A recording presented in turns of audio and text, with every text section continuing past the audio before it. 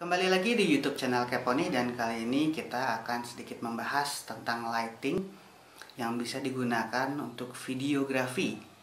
Jadi, lighting untuk videografi itu tentu akan berbeda dengan lighting yang digunakan untuk fotografi, khususnya dalam setting studio.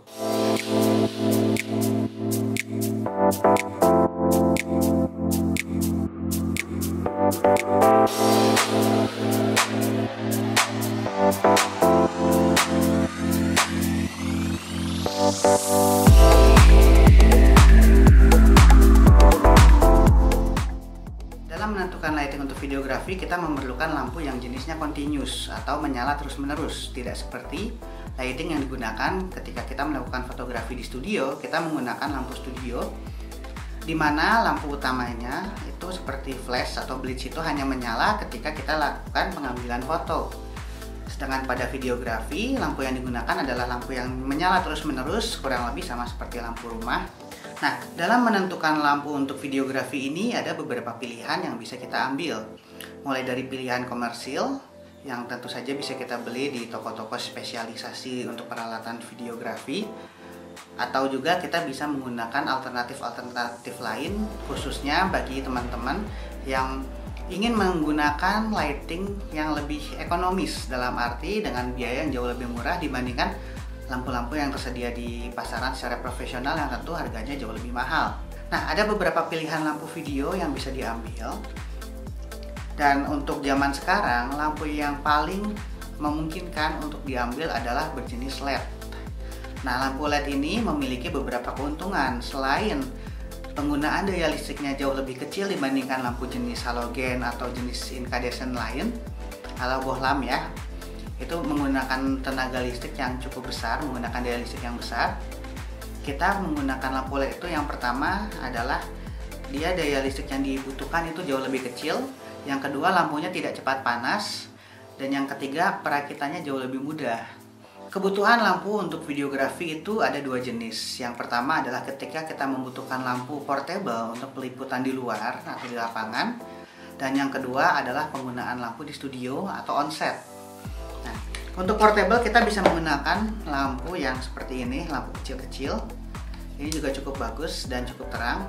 Digunakan biasanya untuk menerangi objek utamanya, atau misalnya kita dalam set wawancara menggunakan lampu seperti ini. Ini bisa diletakkan di atas kamera atau ditambahkan bracket lagi supaya membantu kita untuk menempatkan, misalnya kita pasang lampu ini beberapa, dan ini lampu jenis ini itu dia bisa disambung.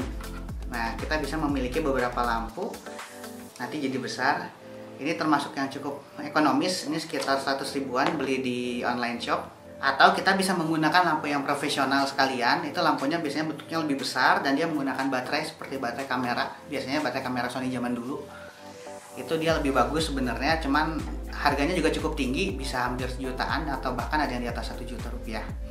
Sedangkan untuk lampu di studio, lampu on studio, kita sebenarnya nggak terlalu memerlukan baterai karena kita bisa colok ya di studio atau on set, kita bisa colok langsung ke listrik utama. Seperti lampu yang portable tadi, itu bisa menggunakan adaptor untuk menyalakannya. Tapi tentu saja kembali ke costnya lebih mahal. Jadi untuk lampu seperti itu, untuk harga LED panelnya sendiri bisa di atas juta. Nah, untuk alternatifnya bagaimana? Dulu saya pernah bikin video tentang pemotretan di studio ya. Itu menggunakan lampu belajar. Jadi bisa menggunakan lampu tabung atau lampu TL.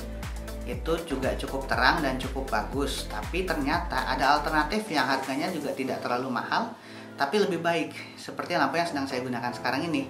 Pencahayaannya cukup rata dan cukup bagus. Saya menggunakan lampu hemat energi, lampu panel. Ini adalah lampu yang aslinya.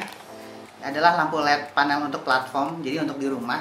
Jadi di atas naruhnya untuk di rumahan. Yang mana kalau kita buka, nah, lampu ini memiliki kelebihan dan kekurangan. Yang pertama, kekurangannya dulu deh. Kekurangannya adalah dia memerlukan daya listrik. Jadi dia harus selalu nyala ke listrik untuk bisa beroperasi. Tapi kekurangan ini nggak akan kerasa ketika kita menggunakannya untuk pemotretan di studio atau di dalam rumah atau di dalam ruangan. Karena kita selalu ada colokan di situ. Kita cukup bawa perpanjangan kabel. Dan kekurangannya yang kedua itu adalah mountingnya yang nggak bisa di atas kamera, karena ini emang didesain aslinya untuk plafon, cuman bisa kita akalin sehingga dia bisa kita taruh di atas light stand di atas tripod atau sekedar digantung di tembok juga nggak masalah. Oke. Kelebihannya ada beberapa. Yang pertama yang paling saya suka adalah lapisan depannya. Jadi kalau kita lihat lampu sorot LED itu biasanya kan ada lampu LED kecil-kecil yang bulat-bulat itu. Sedangkan kalau ini dia udah termasuk dengan lapisan diffusernya, sehingga cahaya yang dihasilkan lebih rata dibandingkan dengan lampu sorot biasa yang ada kelihatan LED-nya kecil-kecil itu akan menghasilkan cahaya yang lebih keras. Kalau ini dia udah ada diffusernya sehingga cahayanya lebih rata. Dan yang kedua adalah harganya. Untuk merek ini, saya nggak akan nyebutin mereknya, tapi ini adalah merek Cina-nya. Itu harganya sekitar 35.000 satu panelnya untuk kekuatan 12 watt. Sangat ekonomis sekali dibandingkan dengan lampu lampu video profesional yang dijual secara profesional. Walaupun kualitas cahaya dan kekurangannya dia nggak bisa diatur terang gelapnya, sedangkan kalau lampu yang itu kan bisa diatur terang gelapnya, bisa juga kita kasih baterai sehingga jadi portable. Kalau ini enggak, ini harus pakai listrik dan dia nggak bisa diatur terang gelapnya. Tapi dengan harga 35.000 satu panelnya, ini sangat memudahkan dan sangat cocok sekali buat teman-teman yang lagi baru mulai untuk vlogging atau mulai untuk produksi video sendiri, ingin menambahkan pencahayaan yang ekonomis tanpa hanya mengandalkan cahaya yang ada di dalam rumah, sehingga kita bisa tekan ISO kita bisa turun di kamera, kualitas video kita juga lebih baik. Seperti itu. Dan karena harganya yang murah, kalau yang merek Cina ini 35 ribuan, kalau misalnya mau yang lebih bermerek misalnya Philips atau Osram, itu mungkin ada yang sekitar 60-70 ribuan, ada juga yang di atas 100 ribu tergantung ukurannya. Tapi saya pilih ini panel yang 12 watt dan saya beli 2. Jadi rencananya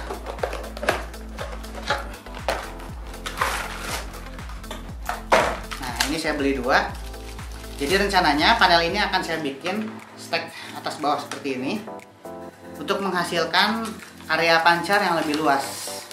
Jadi satu set lampu terdiri dari 2 sampai 3 lampu, tapi saya akan pilih 2 lampu aja. Dia akan seperti ini, jadi atas bawah nyala untuk membantu menerangkan subjek kita. Seperti itu. Bahan-bahan yang kita butuhkan yang pertama adalah jelas lampu ini. Ini lampu panel. Lalu yang kedua adalah kita membutuhkan kabel listrik jenis apa aja. Tapi kalian kalau beli kabel listrik pastikan si dalamnya atau tembaganya ini dia yang bagus atau yang banyak ya. Jadi jangan terlalu kecil atau tipis, karena walaupun 12 watt dikali 2 sekitar 24 watt, itu tetap aja memerlukan kabel yang bagus. Lalu kita butuh colokan untuk menghubungkan dengan listrik di rumah atau perpanjangan kabel. Lalu peralatan lain yang cukup opsional, seperti misalnya saya sih senang menggunakan ini kabel bakar namanya untuk menyambung. Kalau nggak ada kita bisa pakai selotip biasa, ini electrical tape biasa juga bisa. Walaupun lebih bagus solder bakar, ini yang kecil sudah dipotong, ini yang panjangnya. Lalu kita juga memerlukan standar kayak gunting, terus cutter. Ini untuk mengupas kabel dan menyambungkan kabel. Lalu saya lebih senang menggunakan solder, jadi nanti kabelnya akan saya solder dengan timahnya supaya kuat, jadi nggak sekedar disambung dengan cara dipelintir aja, tapi kita solder sekalian biar kuat dan biar bagus hasilnya. Dan saya juga senang menggunakan ini kabel sling untuk merapikan kabelnya, dan ini bisa juga untuk menghubungkan kabel dengan casing, jadi kayak strand relief ya, jadi kabelnya biar kalau ketarik dia nggak langsung ke sambungannya yang tertarik, seperti itu. Yuk sekarang kita mulai bikin untuk lampunya.